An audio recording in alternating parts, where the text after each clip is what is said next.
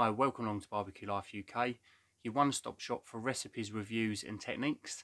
Today we are talking about the Cromify vacuum food sealer. Stick around to hear all about it.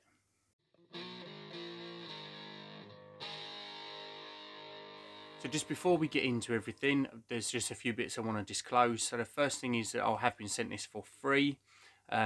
But as with always, I always make sure I tell the people that send me stuff out that it needs to be a fair and honest review. And just the fact that I'm getting it for free doesn't mean that I'm going to give a biased review. And I have had a few things sent out to me quite recently that I've said is complete and utter rubbish. And then the company has asked me not to publish a review on it, which is up to them. But I've still kept the product. So vacuum sealer, I've been looking at one of these for a little while. Mainly because if I'm cooking things like pulled pork or any sort of barbecue, I'm getting leftovers a little bit of, and I tend to put these in the freezer and then I take them to work for my lunch. And if they go in the freezer and then we get some bits on top, they end up in there for a little while, and then things are starting to get a little bit freezer burnt. So I was thinking about getting a vacuum sealer because this should stop that. It's going to take all of the air out of the bag, which is what gives you your freezer burn. So I was looking at them anyway, and then I was emailed by Cromify Life about reviewing a vacuum sealer, and I thought, well, I was looking at getting one anyway, so I might as well just jump straight in and have a look at one. So first thing we do is we're going to open the box and we're going to have a look in there. So the first thing we take out is the unit itself. So take that out, and then next up we have got this is a lead for vacuum sealing jars, but you need another accessory in order to do that on top, so we're not going to actually be demonstrating that. Then comes with 5 bags for vacuum sealing, the lead, the power lead, and the instruction manual. Not that you're going to need it because it is pretty self-explanatory. So we've taken this out of the box. I just want to show you through the basic functions on there. So it's got a vac and seal button, so this will vacuum and seal all in one. Generally takes about 10 seconds to suck all of the air out of the bag and can make sure that that is completely empty, and then it will seal it automatically.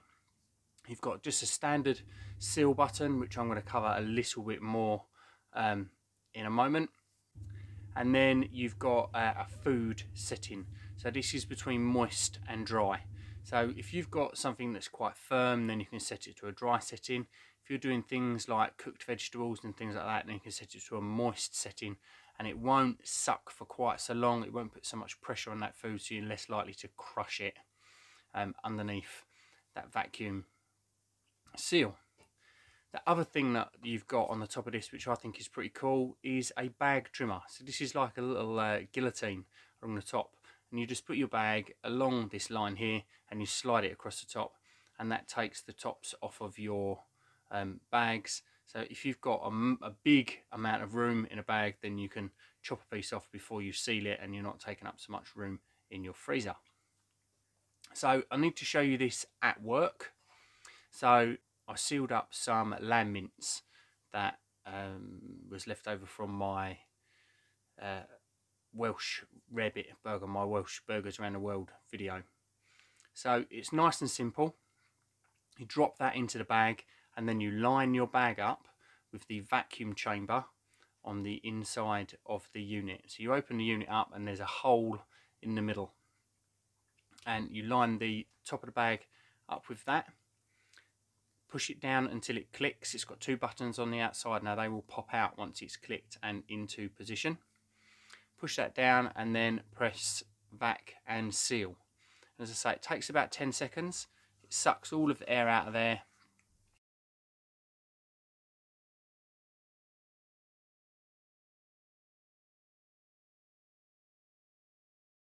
And then gives you a nice sealing line, as you can see. So I was quite impressed with how quickly it does it.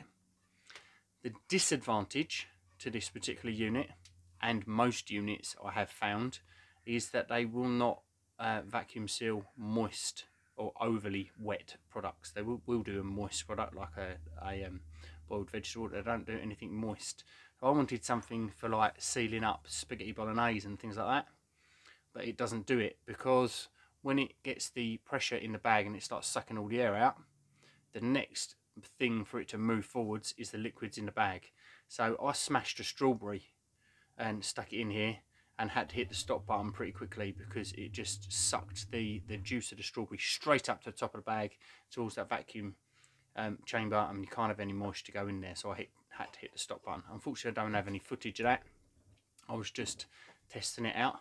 But that is what the seal button is for. So if you've got a spaghetti bolognese or chili, anything with a large amount of moisture in there, squeeze as much of the air out of there as possible.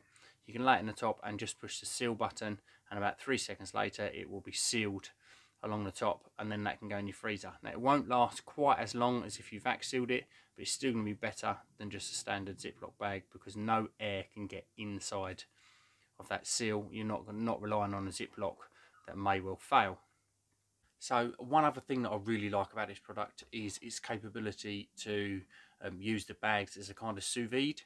So quite often on Facebook and things like that, the questions come up about reheating leftover barbecue, brisket, pulled pork, things like that. So if you was to vacuum seal it in one of these bags, stick it in your freezer for a little while or in the fridge, and then obviously if it's been in the freezer you're going to want to defrost it, but then you're able to then put this into a pot of hot and boiling water and heat the product through without having to add anything extra into that bag to moisturize it. It's going to come out the same as it did when it first went in there. So all of its natural juices that you have sealed in with it is what's going to help bring it up to its temperature with that water surrounding it. So there's no chemicals or anything in these bags that is going to leach into your food, which is really good. So I like the fact that when I'm reheating my my leftovers, I can do it like this, and it makes life a lot easier. You've not got to try and wrap it up in a pot with a load of foil on the top, add some extra moisture, which is diluting out the original flavour. I love the fact that we can just do basically a boil in the bag and heat it back up to temperature that way. So overall verdict on this is I like it. As I say, it would be better if you could do wet products, but I haven't found one out on the market that does do a wet product. Comfy Life have asked me to mention the fact that there is £10 off of this unit at the moment, so I'll make sure that I leave a link underneath. Now this will be an affiliate link for Amazon, just again with full disclosure, so I do get a small kickback if you was to click on this link and buy this product, but then that helps grow the channel, which is all good. So yeah, I think we've pretty much covered everything that this unit can do. So if you like what we're doing here at Barbecue Life UK, then please do subscribe to the channel. Make sure that you like the video and subscribe so that you don't miss out on future content. I've had a few people ask about brisket cooks recently, so I've recently been able to pick up a Sainsbury's brisket point end, so we're going to have a video coming out in the next few days on that, hopefully. I'm looking forward to see how it goes. Wilson's Barbecue has already done a review on this particular cut of meat from Sainsbury's, so if you're interested in that, then please do check him out as well. Listen to his video, and I've got a few ideas of where I want to go slightly different. Now bear in mind that Wilson's Barbecue is an absolute brisket king, so there's not a massive amount I can learn from him, but there's a couple of little bits that I want to change up just to see if we can get a better result on this slightly less fatty cut than what a standard USDA brisket would be. So yeah, please like, subscribe, stick around, we've got lots more to come. Cheers.